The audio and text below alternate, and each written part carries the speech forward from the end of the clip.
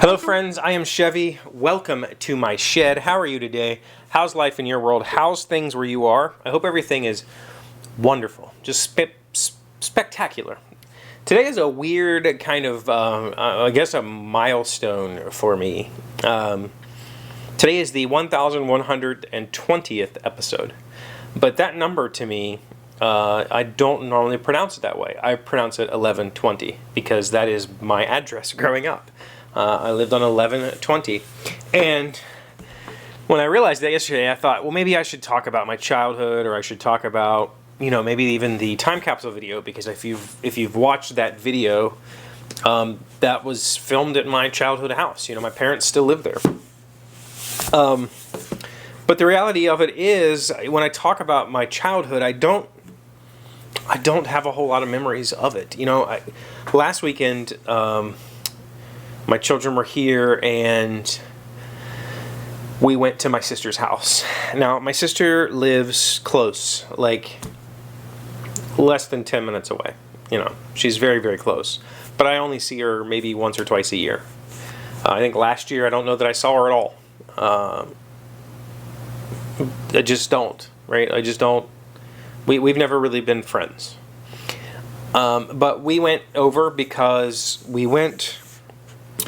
she invited us for Father's Day. She had a lunch for our dad, and so the kids and I went, and it was fine. It was fine. And she said, if you ever want to come back and swim, it's always available. You can always come swim. And so the kids said last week, I really want to go swimming. And I said, well, I can talk to Aunt Penny and we'll see if we can go.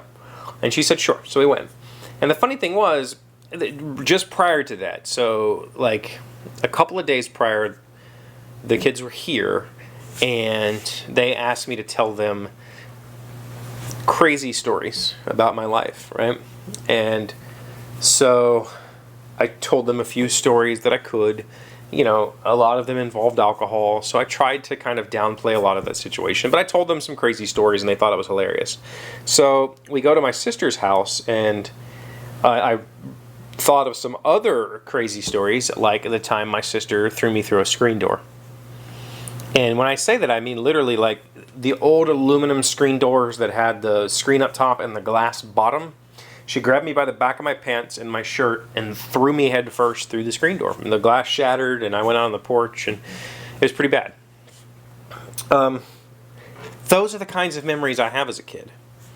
I don't have a whole lot of fond memories. I have memories of things. Like I remember when I was pretty young, probably between 8 and 10, I wanted a BMX bicycle. And I remember I had a little Power Wheels, like police cruiser, like the little 3-wheeled trike thing. And I remember selling it and a bunch of my other toys to get the money to buy a BMX. And I think the bike was like $80 or $60 or something like that.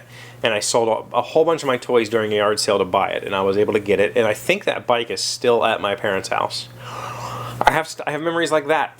I have memories of a tree that was in my parents' front yard that's no longer there, that underneath of that tree there was a dirt patch that I played in. It was literally just like real soft, loose dirt. It wasn't like the thick, loamy stuff. It was just like that dirt that kicks up dust, and I would play Matchbox cars there.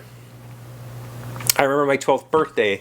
I had a roller skating party, and all I asked for was money, and I ended up raising about $120, and my dad and I spent that to build a tree house. So we built a 4x8 tree house, and that was like my playhouse for most of my childhood. We didn't tear it down, I think, until I was an adult, I think. Maybe I was 17 or something, I don't know. It was up there for a long time. But as far as, childhood, I don't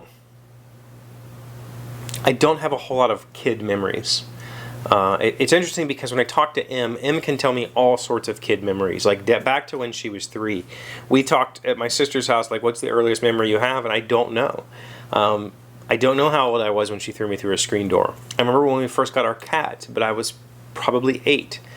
I don't know. I don't have a whole lot of memories from early childhood.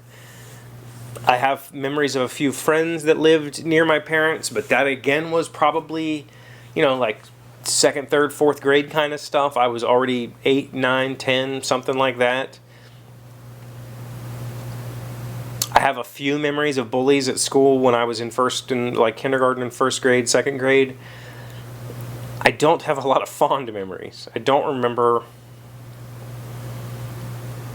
I guess, doing much. I was that kid that I just read books. Like, that's what I did. I would come home and read encyclopedias, or I would read the dictionary, and I would invent things in my head. I'd invent things with my hands too. I'd go into my dad's shop, and just wood and nails, I would make things, and I would build tree platforms and climb, and I would go outside and pretend to be a ninja, or I would go into the woods near my parents' house and just explore. Like, I didn't do social activity. And I still don't. I think I've talked about before how I'm not a good friend, because I'm really bad at remembering that other people exist and remembering that they want my attention. And even my children, I have a hard time. I've gotten better, and I'm getting better, but I have a hard time remembering that not everything exists inside my head. And maybe it's narcissism, I don't know for sure, but all I know is I've always been perfectly fine by myself. And because of that, my memories are always of things like solving puzzles or building something, or, I didn't do kid things. I played Legos, but I didn't do childlike things. I was always way ahead of my peers emotionally. I was told that I was ahead of my peers mentally. I don't necessarily know that that's true, and unfortunately, by the time I had grown up, I had been told that I was a genius so much that it caused me to just give up on high school, and I was a pretty shitty high school student, and I ended up with pretty crappy grades, and I didn't go to college until I was 30-something, 32. So, the number 1120 means something to me, but I'm not sure what it means. My parents still live there. I still visit there. I have memories of the house and memories of the yard and memories of the people that lived near there when I had my paper route at 12 years old. Memories of the various dogs that I encountered on that paper route. Memories of the trails in the woods that I blazed. I have memories of things, but I don't necessarily have memories of moments. But it's still special.